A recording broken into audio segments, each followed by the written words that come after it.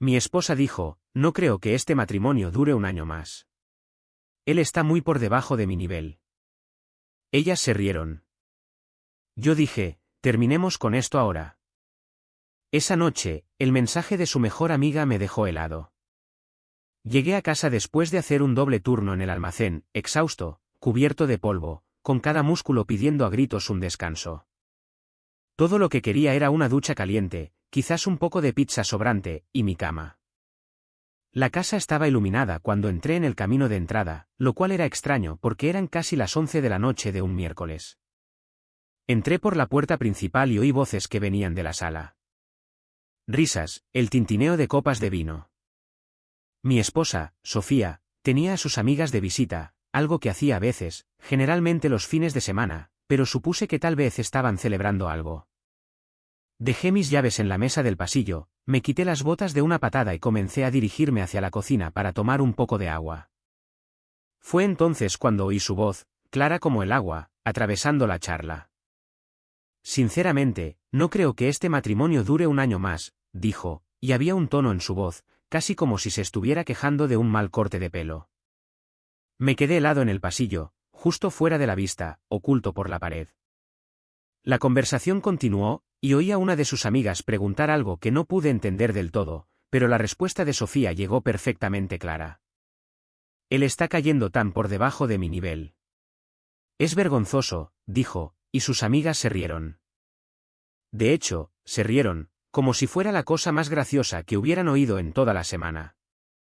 Mi corazón comenzó a latir con fuerza, no de ira todavía, sino de una extraña incredulidad, como si tal vez estuviera oyendo mal las cosas. Me quedé allí, en ese pasillo, con mi ropa de trabajo sucia, oliendo a sudor y cartón, y simplemente escuché. Quiero decir, trabaja en un almacén, por el amor de Dios, continuó Sofía, su voz volviéndose más animada ahora, como si realmente se estuviera metiendo en el tema. Yo tengo un título en marketing. Trabajo en Grupo Creativo Solís en el centro, y él simplemente está atascado allí, sin ir a ninguna parte. Una de sus amigas dijo algo en señal de apoyo. Creo que fue Valeria. Y entonces Sofía respondió de nuevo. No, he terminado de buscarle excusas. De verdad que sí, dijo. Y pude oír el tintineo de las copas como si estuvieran brindando por esa declaración. Algo dentro de mí simplemente se rompió en ese momento. No de una manera fuerte y explosiva, sino en silencio, como un hilo que se rompe. Me di cuenta en ese mismo instante de que esto no era solo un desahogo. No era solo ella teniendo un mal día o liberando tensiones con sus amigas. Esto era lo que ella realmente pensaba de mí. Así es como veía nuestro matrimonio, nuestra vida juntos, a mí. Respiré hondo, enderecé los hombros y entré en la sala. La conversación se detuvo al instante, como si alguien hubiera accionado un interruptor. 4 mujeres sentadas en mi sofá con copas de vino, los rostros sonrojados por la bebida, las sonrisas desvaneciéndose en el segundo en que me vieron de pie en la entrada. Los ojos de Sofía se abrieron de par en par, su boca se abrió ligeramente, y pude ver el pánico comenzar a extenderse por su rostro, la comprensión de que lo había oído todo. La miré, simplemente la miré durante un largo momento, dejando que el silencio se alargara y se volviera incómodo. Luego dije muy tranquilamente, manteniendo mi voz firme y controlada, tienes razón. ¿Por qué esperar un año? Terminemos con esto ahora. La habitación quedó en completo silencio, como si alguien hubiera pulsado un botón de silencio en la realidad. Se podría haber oído caer un alfiler. Sofía se levantó rápidamente, casi volcando su copa de vino en la mesa de centro, el vino tinto derramándose peligrosamente cerca del borde. Espera, Alejandro, no lo decía en ese sentido, dijo rápidamente, sus palabras saliendo a trompicones. Solo estábamos hablando. Era una charla de chicas. Ya sabes cómo es. Negué con la cabeza lentamente, manteniendo aún esa calma espeluznante que sentía sentarse sobre mí como una manta. No, querías decir cada palabra, dije simplemente. Pude oírlo en tu voz. Sus amigas comenzaron a recoger sus bolsos, de repente muy interesadas en irse, murmurando despedidas incómodas mientras se arrastraban hacia la puerta como si no pudieran salir lo suficientemente rápido. Toda la escena se estaba desmoronando, y no querían formar parte de ella.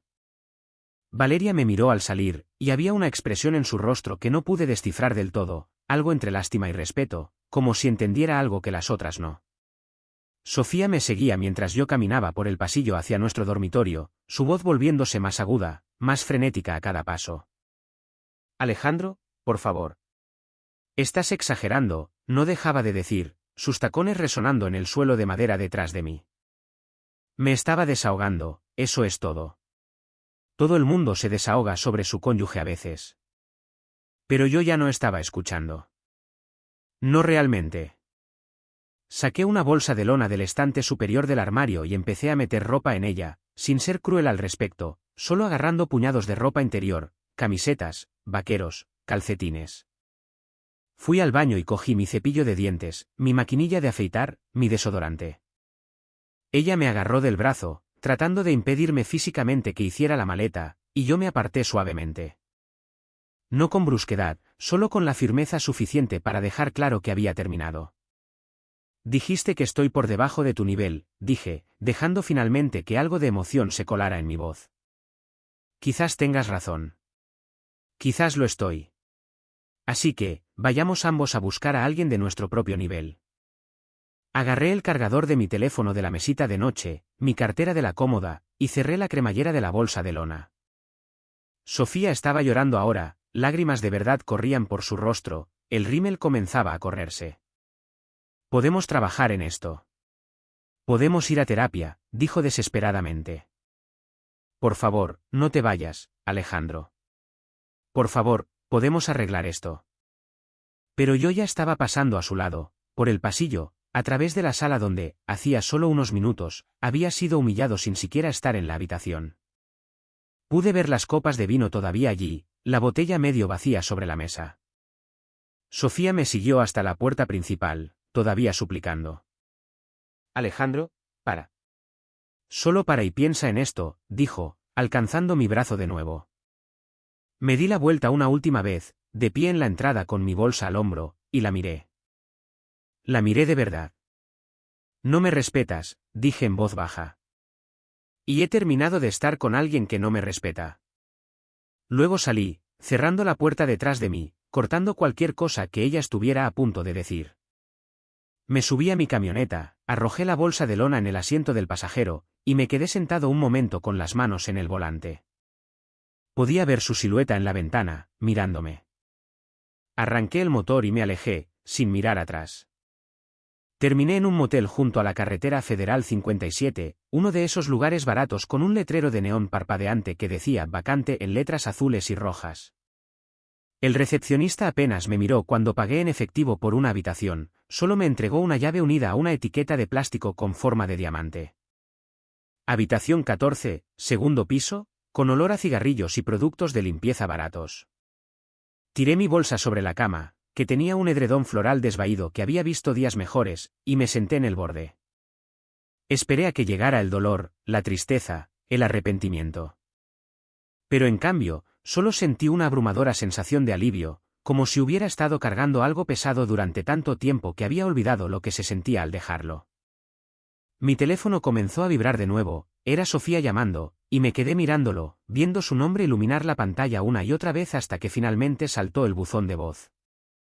Me desperté a la mañana siguiente con mi teléfono vibrando como loco, la pantalla iluminándose una y otra vez en la mesita de noche. Lo alcancé con un ojo todavía cerrado, entrecerrando los ojos ante el brillo, y vi docenas de llamadas perdidas y mensajes de texto llenando la pantalla. La mayoría eran de Sofía, una mezcla caótica de emociones representadas en formato digital. Los primeros eran disculpas, desesperadas y suplicantes. Luego cambiaron a ira, acusándome de ser dramático e infantil, y luego de nuevo a súplicas. Me desplacé a través de ellos sin leer realmente, solo captando la vibra general de pánico y manipulación. Desactivé todas las notificaciones de su número, silencié todo, y me recosté en la cama grumosa del motel, mirando las tejas del techo manchadas de agua y preguntándome cómo había terminado aquí. La habitación olía a humo rancio y a limpiador de alfombras industrial, pero de alguna manera se sentía más honesta de lo que se había sentido mi propia casa en meses. Alrededor del mediodía, después de haberme forzado a ducharme y ponerme ropa limpia, mi teléfono vibró de nuevo. Esta vez, era de un número que reconocía pero que rara vez veía aparecer en mi pantalla: Valeria, la mejor amiga de Sofía de la universidad. Se conocían desde hacía años, habían sido compañeras de piso antes de que Sofía y yo nos casáramos, iban juntas a clase de spinning todos los sábados por la mañana. El mensaje era corto y urgente, pidiéndome que la llamara, diciendo que era importante. Algo en mis entrañas me dijo que esto no era una trampa o algún tipo de intervención por parte de Sofía. Me senté en el borde de la cama, mirando ese mensaje durante unos 5 minutos, sopesando mis opciones. Finalmente, la llamé. Contestó al primer tono como si hubiera estado sentada esperando con el teléfono en la mano. Su voz era baja y tensa, como si le preocupara que alguien pudiera oírla. Y lo que me dijo en los siguientes 10 minutos me heló la sangre. Sofía había estado planeando divorciarse de mí durante meses, desde febrero, justo después de ese viaje de fin de semana de San Valentín a la Sierra Gorda que yo pensaba que había ido tan bien. Había contratado a un abogado, comenzado a construir un caso, y había estado tratando deliberadamente de provocarme para que me fuera primero, para poder alegar abandono y obtener un acuerdo mejor. Cada discusión que habíamos tenido en los últimos meses de repente tenía sentido. Cada crítica, cada gesto de frialdad, cada vez que había tocado mis puntos débiles hasta que yo estallaba. Todo había sido calculado, parte de una estrategia que su abogado probablemente había sugerido. Valeria explicó que había seguido la corriente en la conversación de la noche anterior porque pensaba que era un desahogo normal, el tipo de cosas que hacen las amigas cuando están frustradas. Pero cuando me fui y vio la expresión en el rostro de Sofía, se dio cuenta de que había sido una trampa. Sofía había querido que yo escuchara esa conversación, había orquestado todo para empujarme a irme, pero esperaba que yo volviera arrastrándome en 1 o 2 días para poder documentar un patrón de inestabilidad. Mi partida permanente la había tomado por sorpresa, había arruinado su cronograma. Valeria dijo que no podía simplemente quedarse de brazos cruzados y ver cómo sucedía, que no era justo, y que había tomado capturas de pantalla de los mensajes de texto que Sofía le había enviado en los últimos meses discutiendo la estrategia de divorcio, las consultas con el abogado, los planes para dividir los bienes. Me envió esas capturas de pantalla allí mismo durante la llamada. Y me senté en esa mugrienta habitación de motel mirando la pantalla de mi teléfono, leyendo mensajes de mi esposa hablando de cómo necesitaba hacerme quedar mal, cómo necesitaba documentación de que soy un esposo ausente o negligente, cómo planeaba quedarse con la casa y hacerme responsable de la mayor parte de la deuda. Estaba todo allí, expuesto en burbujas de texto azules y grises. La prueba de que mi matrimonio había sido un derribo calculado durante meses, y yo había sido completamente ajeno. Después de colgar con Valeria, no me derrumbé ni me desmoroné como pensé que podría hacerlo. En cambio, sentí algo frío y enfocado crecer dentro de mí. Una claridad que no había sentido en años. Si Sofía quería jugar, si quería manipular e intrigar, entonces yo necesitaba ser más inteligente, más rápido y estar más preparado que ella. Llamé a un abogado de divorcios esa tarde, un tipo llamado Marco Cruz, que venía muy recomendado en algunos foros legales que había estado revisando. Su oficina estaba en el centro, limpia y profesional, el tipo de lugar que cobra por hora y no se anda con rodeos. Le mostré todo, las capturas de pantalla de Valeria, la cronología de los eventos, el hecho de que había dejado la casa sin llevarme nada que no fuera mío. Marco escuchó atentamente, tomó notas detalladas, y luego me dijo algo que realmente me dio esperanza por primera vez en 24 horas. Sofía había cometido un error crítico al mostrar sus cartas demasiado pronto, y ahora teníamos pruebas de su intención, lo que en realidad jugaba a mi favor. Durante los siguientes 3 días, apenas dormí. Reuní extractos bancarios, registros de tarjetas de crédito, pruebas de cada pago que había hecho en nuestra hipoteca, nuestros coches, nuestras facturas. Documenté todo, creé un rastro de papel que demostraba que había sido un compañero responsable, que contribuía por igual, si no más, a nuestro hogar. Hice hojas de cálculo, organicé carpetas, lo traté como un proyecto en el trabajo porque era la única manera en que podía evitar pensar demasiado en lo que todo significaba. Marco me aconsejó que regresara a la casa al menos una vez para establecer que no la había abandonado, que todavía era un residente legal con todo el derecho a estar allí. La ley en nuestro estado era clara al respecto. Si me mantenía alejado demasiado tiempo sin ningún contacto, Sofía podría usarlo en mi contra. Así que el jueves por la noche, conduje de regreso, con el estómago hecho un nudo, preparándome mentalmente para lo que sea que Sofía pudiera lanzarme. Ella estaba allí cuando entré, sentada en el sofá con pantalones de yoga y un suéter holgado, con los ojos rojos de llorar o de falta de sueño o de ambas cosas. Se levantó en el segundo en que me vio, y pude ver su cerebro trabajando, tratando de averiguar qué enfoque tomar, qué máscara ponerse. Comenzó con esta voz suave y dolida, hablando de cómo no podíamos simplemente tirar por la borda 4 años de matrimonio, cómo necesitábamos trabajar en las cosas, cómo cometió un error pero todavía me amaba. No entré en el juego, no respondí, simplemente pasé a su lado hacia el dormitorio para recoger más de mis cosas. Ella me siguió, su voz elevándose ligeramente, probando diferentes ángulos, diferentes apelaciones emocionales. Entonces le dije que sabía lo de febrero, lo del abogado, todo el plan. Su rostro pasó por una rápida transformación, de pálido a rojo y de nuevo a pálido, e inmediatamente exigió saber quién me lo había dicho. Pude ver el pánico en sus ojos, la comprensión de que su cuidadosa estrategia había sido expuesta. Comenzó a acusar a Valeria, llamándola traidora apuñaladora por la espalda, su voz cada vez más fuerte y desesperada. La interrumpí, le dije que no importaba quién me lo hubiera dicho. Lo que importaba era que era verdad, y ambos lo sabíamos. Agarré mi computadora portátil, algunos documentos importantes del archivador, el reloj de mi abuelo de la cómoda, cosas que había olvidado en mi prisa por irme la primera vez. Sofía intentó unas cuantas veces más torcer la narrativa, hacerse la víctima, llorar y suplicar y acusar, pasando por todas las técnicas de manipulación emocional que tenía. Pero yo ya no estaba escuchando, no lo estaba absorbiendo, no dejaba que me afectara. Salí de esa casa por segunda vez en menos de una semana. Pero esta vez, no huía de dolor.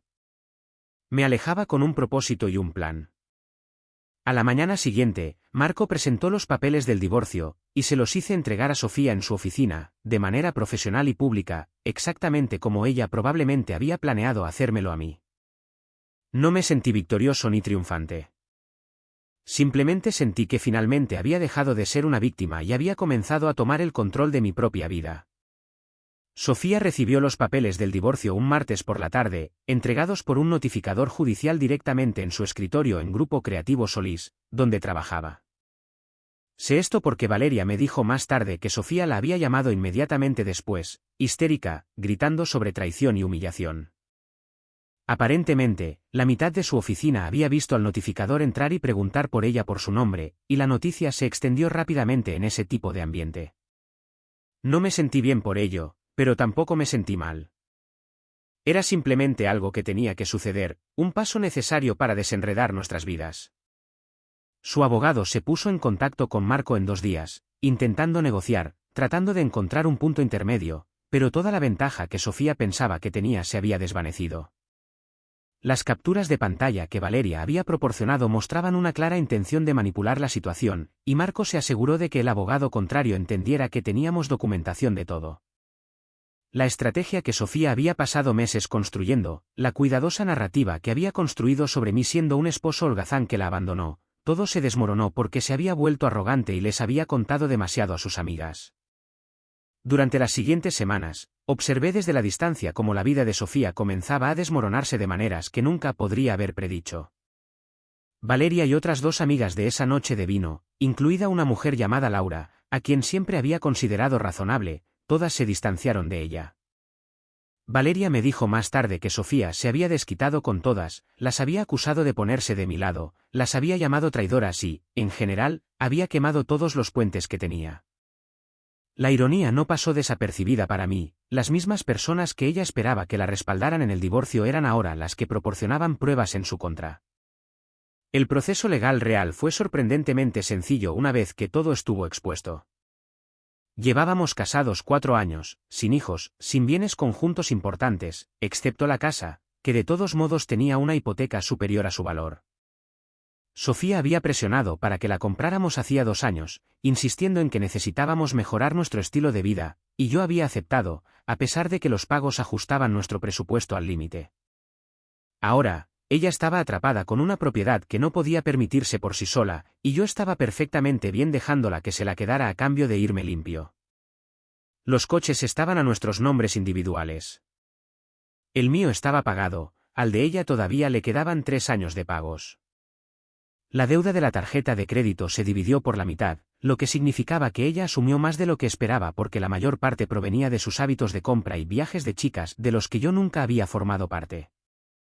Mi cuenta de ahorros, la que había estado construyendo silenciosamente durante años con horas extras y trabajos secundarios, esa se quedó conmigo porque la mantuve separada y pude demostrar que cada depósito provenía únicamente de mis ganancias.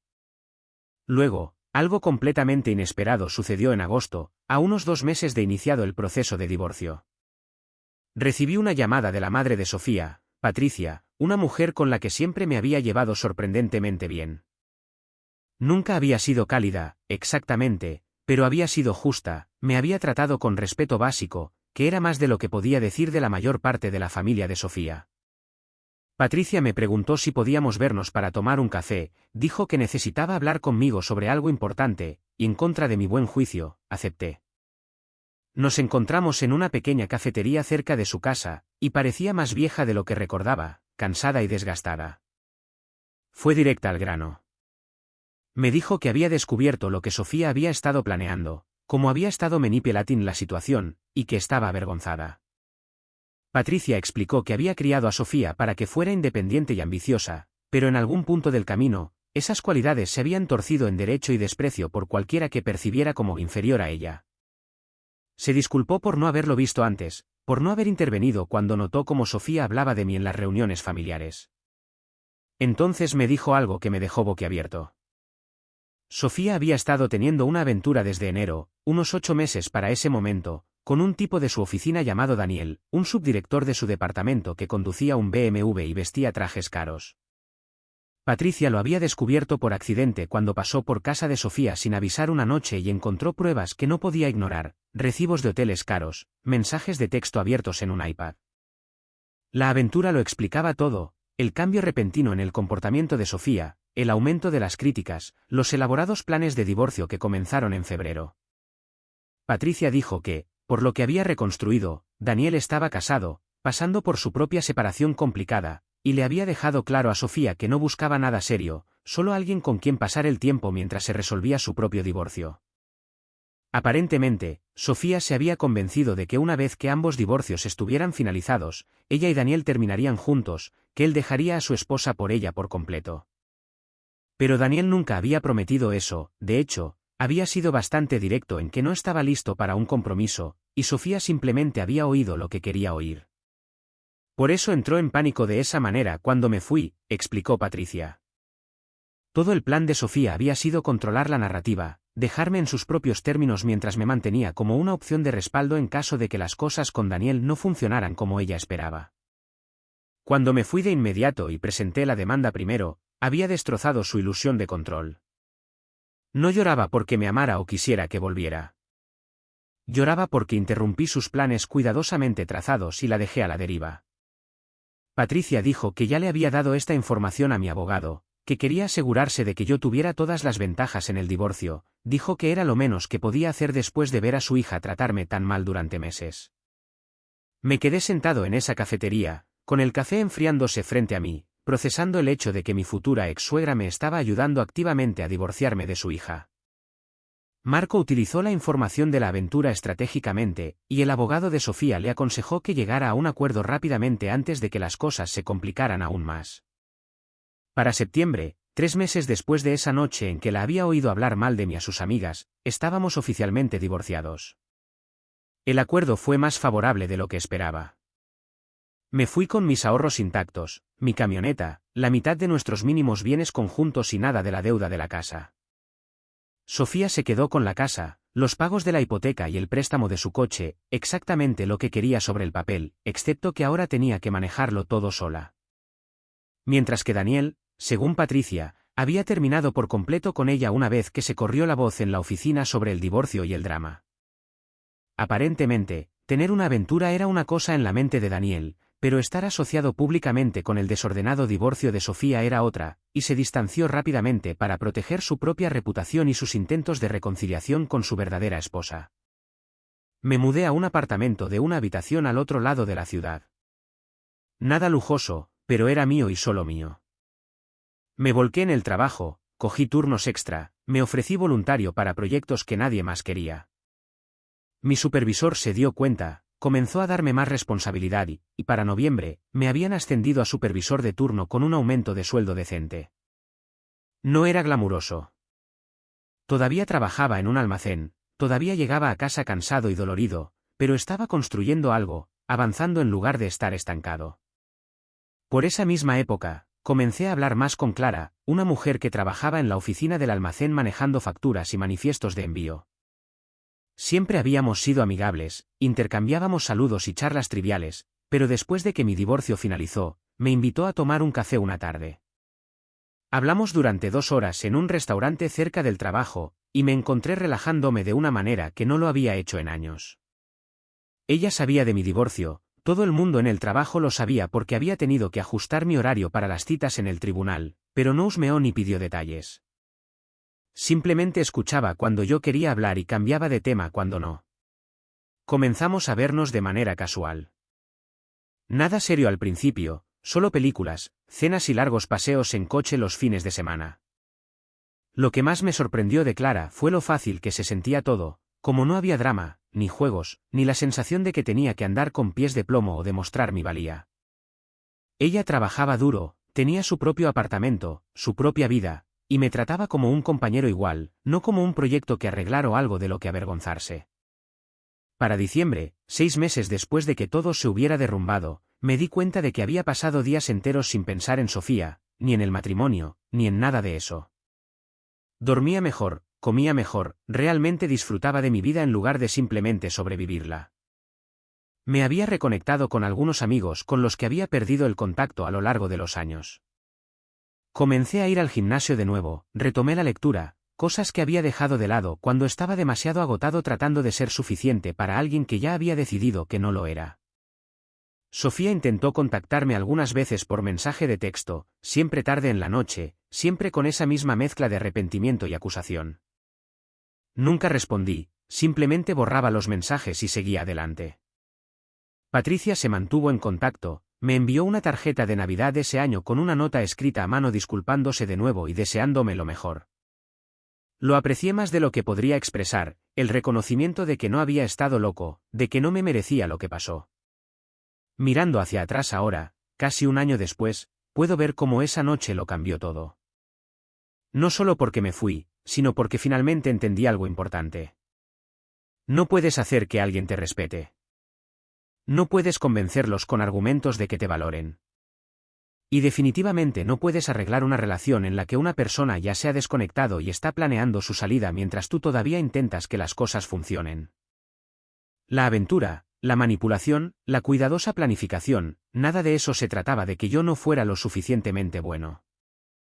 Se trataba de que Sofía era alguien que nunca conocí realmente. Alguien que valoraba las apariencias y el estatus por encima de una asociación real, alguien que veía a las personas como peldaños en lugar de compañeros. Ella había querido ascender, pensó que había encontrado a alguien mejor, y cuando eso no funcionó como había fantaseado, intentó mantenerme como una opción de respaldo. Pero yo no era el plan de respaldo de nadie. Y alejarme de esa comprensión fue lo mejor que he hecho en mi vida. Encontré un apartamento, un trabajo en el que soy bueno, una mujer que me ve como un igual, y lo más importante, recuperé el respeto por mí mismo. Esa es la verdadera victoria. No el acuerdo de divorcio, no exponer su aventura, sino darme cuenta de que mi valía no está determinada por la opinión que otra persona tenga de mí. Y esa comprensión, esa libertad, es algo que nadie podrá quitarme jamás.